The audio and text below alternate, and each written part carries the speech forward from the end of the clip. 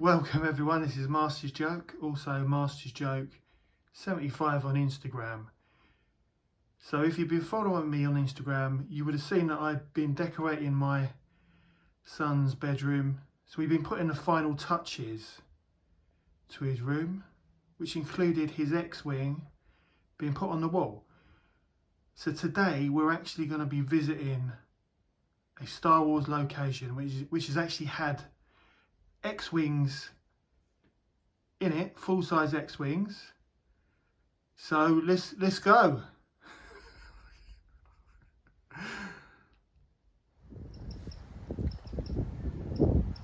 So this is the Star Wars location used for the Rebel base Yavin 4. So welcome to Guatemala. But it's not Guatemala. This is, well, yeah, I think Guatemala was one of the national parks that was used for, well, the majority of the Yavin 4 from Star Wars A New Hope. But this is Bedfordshire. This is the former RAF Cardington airship sheds, which were built during World War One. So I've actually done some research this time. I mean this is proper old school Star Wars history. I think it was the shed on the right that was used in A New Hope. So it's now called Cardington Studios. I've only been here once before, and that was only a couple of months ago. And that was after I'd had my Chinese at Mando's. That's another story. check out my Instagram if you want to see what I actually ate there. Fantastic Chinese, highly recommended. But this is Bedfordshire. This is Cardington Studios, as it's known now. It's also been used recently for, I don't know if anyone remembers the blimp airship. And I saw it fly a couple of times over my house. They were doing tests and something went wrong, and I've not really heard much more about it. But and I think that was kept in shed 1 on the left hand side. But I do believe that shed 2 was used for Star Wars A New Hope, and it was only used for the exterior scene of what was it? If you remember when the Millennium Falcon, after they escape the Death Star, they go to the Rebel base. You see the Rebel fleet trooper. He's looking out to some old they look like Mayan ruins, which are actually there in one of the national parks in Guatemala. Definitely want to visit that one day. But in the scene, you see Luke Skywalker, Han Solo, Princess Leia, Chewie, R2-D2 and C-3PO. You don't see them coming out of the Millennium Falcon, but if you remember, you see them being picked up in one of the little transports by like a rebel, like a fleet trooper, and that is actually the entrance to shed number 2. And I think because it was 1977, so they used like matte drawings to kind of cover the sheds, but the actual entrance is from here. And if you, I watched the scene again last night, and if you look very closely, you can't see any X-Wings or any ships inside the entrance, but you can see some of the it looks like a little kind of workshop or office inside the shed, just in the background. I'd love to do one of the studio tours.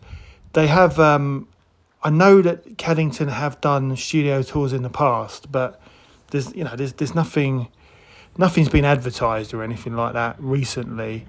And obviously they do, it's a studio, so they can't do tours all the time, but I'd love to do a studio tour there. It's proper history, not just for Star Wars, but also the airship history. But yeah, that's what it was. That's what it was used for back in back in 1977 when it was used for Star Wars. Well, I say Star Wars: A New Hope. I've said this before. I still call it Star Wars because that's what it was for me. It's Star Wars, or it's not. A New Hope was added later on, but this place, it is enormous and it is definitely worth checking out. But it has been used for other movies as well. So they did a lot of filming for Batman round here. So it was used for Batman Begins, The Dark Knight Rises, also used for Inception, and I think it was one of the Harry Potter films. Now, I've been to Universal Studios. I've been on the Harry Potter rides, but I've not seen the Harry Potter films. I kind of feel like I'm missing out because everyone says how good it is, but I've only ever seen the first Harry Potter film, and that was with an ex-girlfriend who loved it, who read all the books.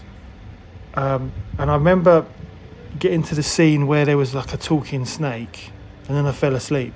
And I've never watched Harry Potter since, but I feel like I'm missing out. Even my son's not really into Harry Potter. I think he's seen a couple of the films, but definitely me and my son, we're gonna watch Harry Potter. We're gonna give it a go because it must be good if everyone loves it and they've made a theme park out of it. And obviously you've got just down the road in Watford, you've got the Harry Potter studio tour. So I'd like to do that as well.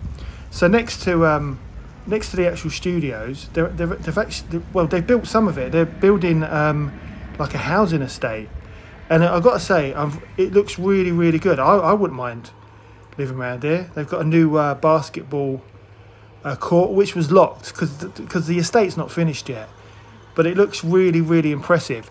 And I would love a basketball court where I live, because me and my son, my next door neighbour and his daughter, every weekend, like on a Sunday morning, we always go to it's only in the next village, but we always go to the basketball court in the next village just to have a game. I mean, I usually win, but I could definitely do with a basketball court in the village that I live in. There is one basket. I mean, why am I even saying this? This has got nothing to do with Cardington or Star Wars, but there's only one basketball hoop in our village, which was like lottery funded, and it's great. I mean, no one ever uses it apart from me and my son, but it's great just to have a mess about. But yeah, I wouldn't mind living around here. There's still there's still a lot to build. There's a lot of houses being built here, but it's a really, really nice location. And imagine living next to Yavin 4. It'd be absolutely unbelievable. But the actual council estate itself is it's not a council estate. Why did I say council estate? It's a private. Well, I'm sure there's some social housing. It's a private estate, but it's actually called Shortstown, and the reason for that is because the original airshed, because only one of them is original, which is number one, or airshed number one, which is the one on the left hand side of my original footage. That was built in 1915, but it was actually built by the Shorts brothers, who built kind of airsheds and aviation stuff back in the day, but the second shed, which again, you can tell that I've been doing like a lot of research, and I've actually put effort into this video for a change. But the second shed, which is where they filmed Star Wars, that was actually originally located in Norfolk, and it was dismantled and rebuilt where it is now. I think this was back in like 1925, and that was for the start of the R101 airship program. If you want to know about the R101, which in the end there was a massive disaster and a crash, check out the Doctor Who Big Finish audio starring Paul McGann and the lovely India Fisher, the voice of MasterChef. I think it's called. Was it Storm Warning? Oh, I can't remember what it's called. But check that out. That will give you a bit of history about the R101. Charlie Pollard. It's her first Doctor Who audio drama, and that's when she became the companion of the Eighth Doctor. But check that out if you want to find out, want a bit more details about the R101. It's a good story. But now I said at the start when I showed you my son's X-wing that that one of the sheds did have X-wings in, and it wasn't. This wasn't during Star Wars: A New Hope. The sheds were used again for Rogue One. So again, it was shed number 2. So it's the same shed. Obviously, they had more money for Rogue One, and it wasn't a case of using matte paintings. It was better special effects, but there was more exterior shots, and they actually did use full size, props of X-wings and other ships. It might have been a U-wing. I mean, I've seen some of the photos, and obviously, if you watch the movie, you can see where they've used. And when I say they've used full-size props, maybe they've used only part of props, and they've used special effects to fill in the spaces. But yeah, they've this place has actually had X-wings in it, and I think it's great. I mean, it's only down the road from where I live, and it's just nice to kind of to visit a bit of Star Wars history, especially knowing that the great Mark Hamill, Harrison Ford, Carrie Fisher have been here as well. Definitely worth checking out. And as I say, this place, it is absolutely gigantic. I mean, look at the size of that thing. I mean, look at it. It is absolutely massive. It's so impressive. It's obviously a listed building, so it's going to be here forever. But imagine living next door to that. I mean, it's a really, really nice place to live. And and as I say, I'd love to do the studio tour, because it is absolutely just absolutely amazing. I mean, the my actual footage doesn't do it justice. It is. I don't think. I mean, I've known about this this place as a Star Wars location for some time, because when I moved to the Bedfordshire area, me and my son, when he was very young, we still go occasionally. But we used to go to it's like a park called Moggerhanger, and you could see the sheds from Moggerhanger. We always referred to them as the Rebel Base, or if we drove past, if we were going to like IKEA or going to Bedford, we'd always call it the Rebel Base. So obviously I've been past here loads of times, but as I say, I've only visited it once, which was only a couple of months ago, and then obviously today. And one of the main reasons that we decided to go to the sheds is because I've mentioned this before. I'm currently banned from America, so I can't visit Galaxy's Edge.